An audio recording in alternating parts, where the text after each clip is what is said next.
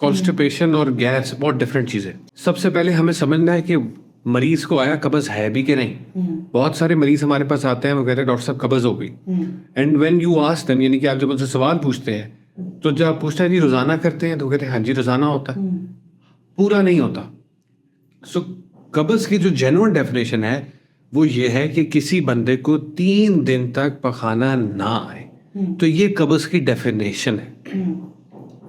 وہ جو ٹرم ہے وہ ہے incomplete evacuation of the bowel, کہ آپ کو پوری حاجت نہیں ہوئی، سو وہ قبض نہیں ہے. قبض کی بھی بہت ساری ڈفرینٹ ٹائپس ہیں. آیا مریض کو کسی بیماری کی وجہ سے قبض ہوئی ہے، جیسے شوگر کے مریضوں کی اس وجہ سے ہو جاتی ہے.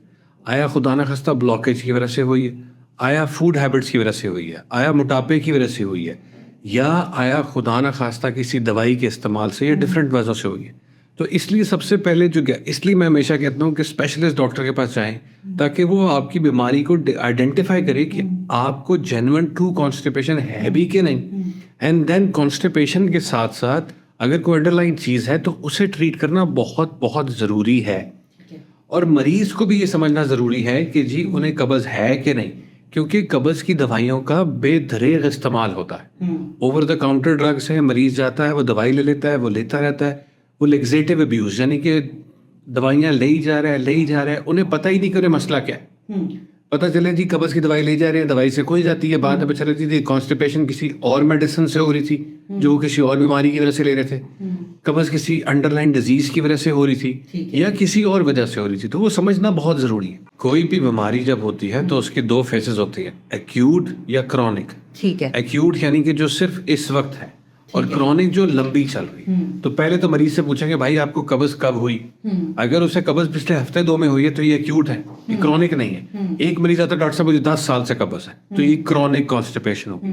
تو یہاں ڈفرینس ہو گیا. ایکیوٹ والے پیشنٹ اکثر ہوتے ہیں جو ہمارے پاس لینڈ کرتے ہیں، قبض ہوتی ہے، وہ دوائی لیتے ہیں، they are good to go, اور وہ اپنی زندگی چلاتے رہتے ہیں. پھر دوبارہ ہوئی لے لی، پھر دوبارہ. کرونک والا وہ ہے جو ڈاکٹر صاحب مجھے قبض رہتی ہے.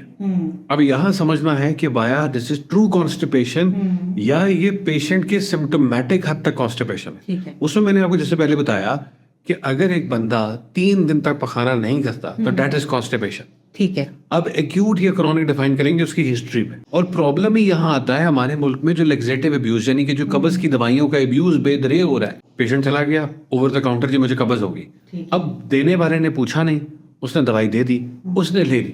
اس لیے اگر آپ نے بھی دیکھا اپنے آس پاس میں، وہ جی میں نے قبض ہی گولی دی تھی مجھے موشن لگ گئے. وہ کیوں لگے؟ بیکاز آپ کو ٹرو کانسٹیپیشن تھی ہی نہیں ان فرسٹ پلیس. یہ آئیڈینٹیفائی بہت کرنا ضروری ہے.